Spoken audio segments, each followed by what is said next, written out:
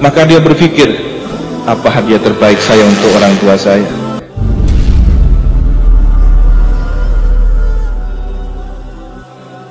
Jadi ibadah itu tidak hanya beramal, tapi menghindar dari suatu keburukan adalah ibadah.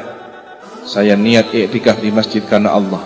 Saya niat iktikaf di masjid untuk tidak berjalan ke tempat maksiat, untuk tidak berbicara maksiat, untuk tidak mendengarkan maksiat, untuk tidak berkumpul dengan orang-orang yang berbuat maksiat. Maka diamnya kita adalah ibadah. Alhamdulillah.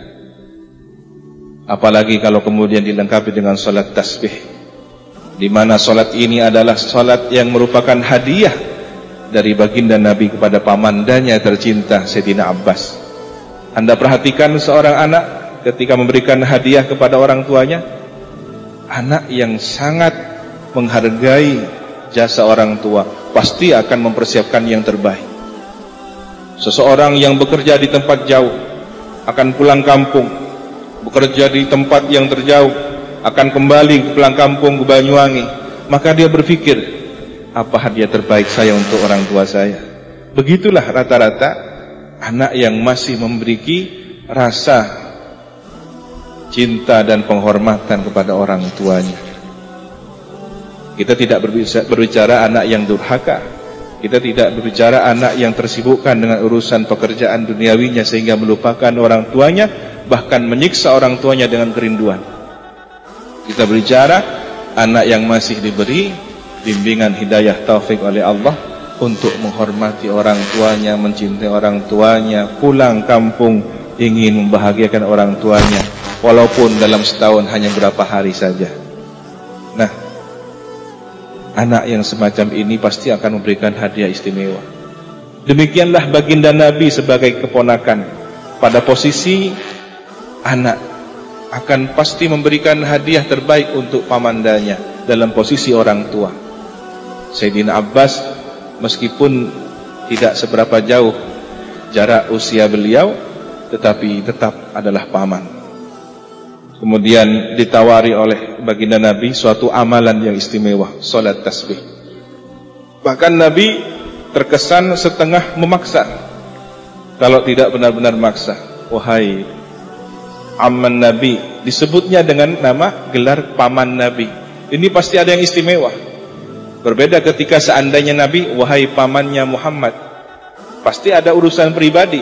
Tapi ketika pamannya Nabi, pamannya Rasulullah, ini bukan urusan biasa, ini bukan urusan nasab, bukan urusan genetik, tapi urusan siapa bernisbat kepada siapa.